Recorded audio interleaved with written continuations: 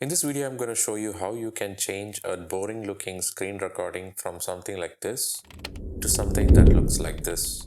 So as always, let's dive into Davinci Resolve to show you how it's done. So before we open Resolve, we need to download something called the RGB pixel pattern, or you can download it from the description. So once you have it, you open Resolve, and so this is the boring screen recording that you have. So let's come to Fusion.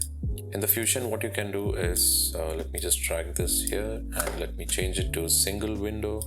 Now let's bring in the RGB pixel pattern that you downloaded and just join this like this.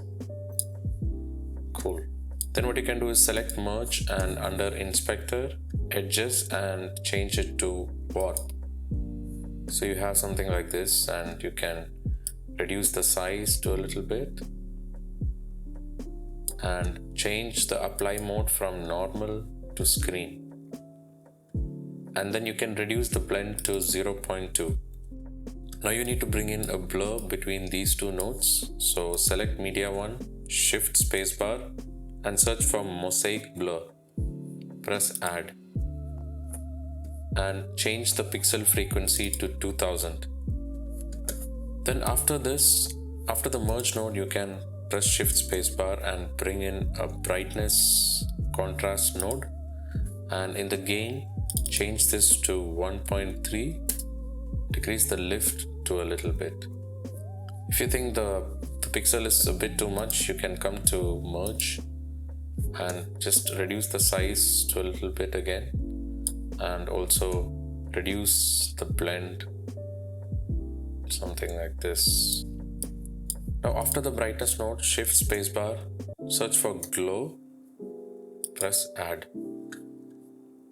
If you think the glow is too much, you can just reduce the glow to a little bit, and after the glow, shift spacebar, DVE, and here you can just play with the alignment of your choice.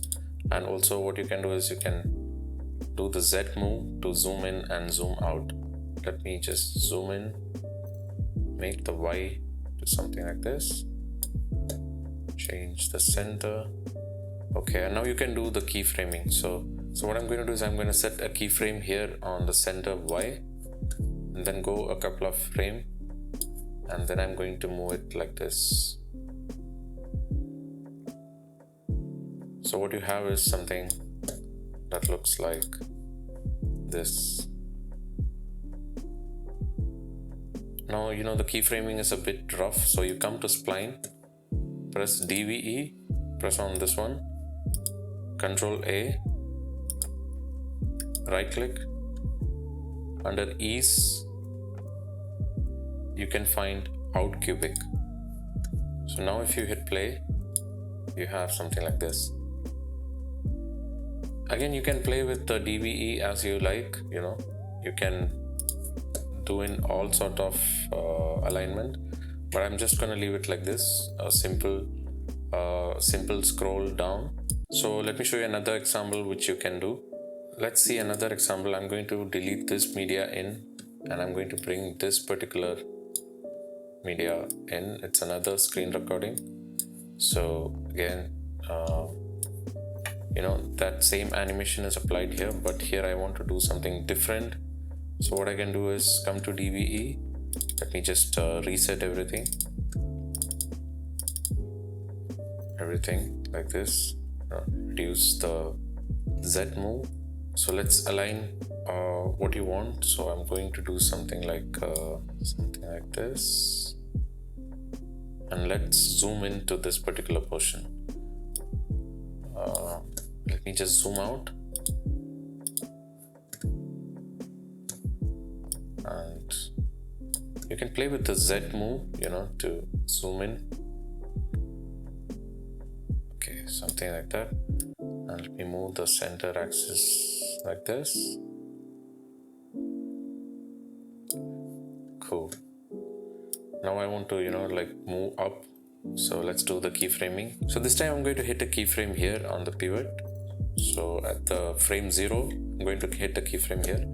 Then somewhere around 50, I'm going to move it something like this. So if I hit play, you have something like this. But again, you need to smoothen the curve out. Press Ctrl A, press S on the keyboard, if you want a cool ease in and ease out. So it will be like this. Cool, right? But if you want the curve to be something fancy, you can go to right click, ease, out cubic. So you'll have an animation like this. Now I hope you guys found this video helpful. We are very close to about 5,000 subscribers, so share this video to all Davinci users that you know, and I'll be doing a big giveaway of my LUT and my liquid glass preset, which many of you liked, so stay tuned for that. As soon as we reach 5,000 subscribers, I'll be giving out this as a giveaway. So that's pretty much it for this video. For those who don't know, I'm Dehancer. I do travel, tech and filmmaking on this channel, so if you're into that sort of stuff, please consider hitting the subscribe button. Thank you all for watching, and I'll see you all in the next one.